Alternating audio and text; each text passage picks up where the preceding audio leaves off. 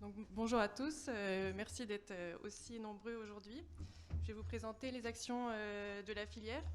Donc, pour commencer, l'équipe projet qui vient de se présenter avec un renouvellement depuis la journée annuelle de l'année dernière parce qu'on a Agathe Baudrier, psychologue, et Orphée Basus, secrétaire, qui nous ont rejoints, et aussi un nouveau poste avec Laura Tourvieille, pharmacienne, qui présentera tout à l'heure ses actions dans la filière. Donc, pour commencer nos actions, je vais vous parler de ce qu'on fait pour améliorer la prise en charge globale des patients. Donc, premièrement, on a mis en place une plateforme psychologique qui est Psyfava Multi avec 2 psychologues, Salma et Agathe, qui s'en occupent toutes les 2 à mi-temps. On a eu 26 contacts depuis le début de l'année, donc un nombre de contacts qui est assez stable depuis le début de la plateforme. N'hésitez pas à le proposer à vos patients et à donner les flyers. Les 2 psychologues ont également mis en place des groupes de parole, donc pour l'instant avec 4 associations, l'AMRO, l'AFCED et l'UNCED, Marfan et Neuroma France, et prochainement avec la VML. Donc c'est des groupes de parole mensuels qui sont en partenariat avec des assos. Il y en a déjà eu 18 cette année et 46 depuis le début. De même, n'hésitez pas à en parler à vos patients si vous pensez que ça peut les aider. On va essayer de développer la communication là-dessus pour que vous puissiez être au courant à chaque fois. Enfin, on a aussi mis en place une plateforme médico-sociale avec une assistante sociale que les patients peuvent joindre soit par téléphone, soit par mail pour toutes leurs problématiques. On a eu 54 contacts depuis le lancement, c'était en avril dernier, enfin en avril 2022. Elle m'a remonté que les problématiques principales qui lui étaient demandées, c'était surtout concernant le travail, avec le maintien dans l'emploi ou la RQTH, et qu'elle était d'une grande aide aussi pour prendre contact avec les médecins du travail que les patients avaient beaucoup du mal à contacter dans certaines entreprises. On a également soutenu la mise en place de programmes ETP avec l'organisation d'une rencontre Fava Multi, l'ETP dans les maladies vasculaires rares en 2022. On souhaiterait le renouveler en 2024. On a également financé des formations 40 heures à l'ETP pour des patients partenaires. Donc on en a financé une l'année dernière et 2 cette année. C'est encore possible si ça vous intéresse. C'est soit pour les patients partenaires, soit pour les médecins, médecins ou professionnels des centres de compétences. On a aussi financé des journées d'échange entre centres pour que des centres qui souhaitent développer l'ETP chez eux puissent assister à des programmes déjà existants. Et enfin, cette année, grâce à un financement de la DGOS, on a fait un appel à projet ETP qui va permettre la mise en place ou l'actualisation de programmes ETP dans 7 centres en 2023.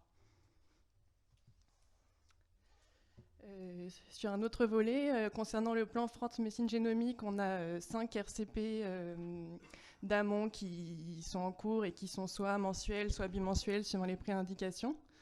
Le nombre de dossiers prescrits et le nombre de dossiers rendus augmente petit à petit. On soutient également chaque année des projets de recherche. Donc on en a financé 5 l'année dernière et on en a financé 4 cette année.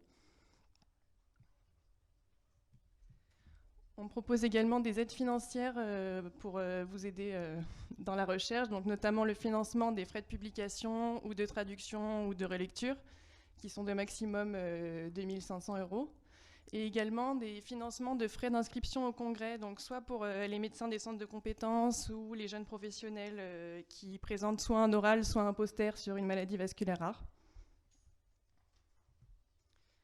Enfin, concernant Bamara, on fait de notre mieux pour aider les centres de compétences à saisir dans la base de données. Donc pour ça, on a financé des temps ARC directement dans les centres de compétences.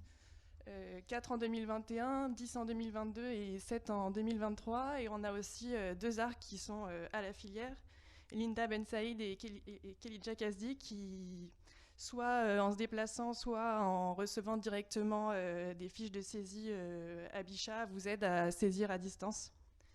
Donc elles ont déjà saisi 650 patients. Il ne faut pas hésiter à les contacter. Je vous ai mis l'adresse mail juste en bas si vous avez besoin d'aide pour saisir vos patients. Enfin, les ARC de la filière, elles aident aussi à la saisie pour les autres bases de données de la filière. Donc Sirocco pour le rendu Osler, CleanWeb pour Marfan et également l'étude COGRAR5 sur la grossesse dont on s'occupe Amal. Ensuite, concernant la formation, donc on a développé un e-learning qui, il y a quelques années maintenant, mais sur lequel a ajouté un nouveau module l'année dernière sur les maps cérébrales et médulaires. On a toujours des personnes qui continuent de s'inscrire, donc on en est à 450 inscrits sur cet e-learning. Et on a aussi un diplôme universitaire maladies vasculaires rares et génétiques qui est presque terminé, si on peut dire, et qui devrait être mis en place l'année prochaine. Ensuite, concernant le contenu vidéo en ligne, donc on a nos webconférences, on en a 29 qui fonctionnent très très bien en replay puisqu'elles ont 730 vues en moyenne. Si vous avez des propositions de sujets, donc que ce soit les professionnels ou les associations, il ne faut pas hésiter à me les remonter et on fera en sorte de pouvoir les mettre en place. Et on a également des lundis questions qui ont été élaborés par Amélie cette année. Donc l'idée c'était de prendre les questions que les patients se posent très régulièrement, comme par exemple le syndrome de Marfan, quel sport puis-je pratiquer, et que les responsables des centres de référence y répondent. Donc c'est vraiment des formats courts et pratiques. Ensuite, au début de l'année, on a lancé notre tout nouveau site internet, donc on a totalement refait d'un point de vue design, mais aussi on a essayé de l'organiser au mieux pour que vous puissiez tous trouver les ressources que vous cherchez dedans. Donc c'est Amélie qui a beaucoup travaillé dessus. Et on a également dedans un tout nouvel annuaire donc qui est interactif avec une carte pour pouvoir trouver, pour que les patients ou les professionnels puissent trouver au mieux les centres qu'ils cherchent. Enfin, c'est aussi Amélie qui s'en occupe, c'est les réseaux sociaux. Donc on est présent sur 4 réseaux sociaux, Facebook, Twitter, LinkedIn et YouTube. C'est pareil, on a un nombre d'abonnés qui est croissant et qui continue de croître. Donc si vous ne nous suivez pas encore, n'hésitez pas à le faire. Et enfin, la nouveauté de cette année, c'est qu'on a essayé de intensifier notre présence au congrès de médecine vasculaire et de cardiologie. Donc on a été à la Société française de médecine vasculaire, au Collège français de pathologie vasculaire et aux Journées européennes de la Société française de cardiologie. On a rencontré beaucoup de médecins, notamment des médecins vasculaires en libéral qui ne connaissaient pas du tout ni la filière ni les centres de référence et qui avaient souvent du mal à trouver des centres experts ou adresser leurs patients. Donc on a trouvé que c'était très utile d'y être et on va renouveler ça l'année prochaine. Et pour finir, donc la répartition financière des actions de la filière, donc ça concerne 2023.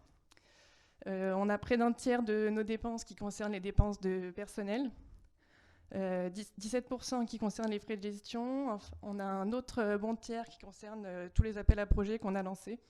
Donc que ce soit l'appel à projet ETP, notre appel à projet innovation dans les maladies vasculaires rares, l'appel à projet aide à la saisie Bamara pour les centres de compétences et enfin l'appel à projet PNDS. Et toutes les autres actions qui correspondent à des plus petits pourcentages du budget. À savoir que 1%, ça correspond à peu près à 10 000 € si vous voulez faire les calculs. Et je vous remercie.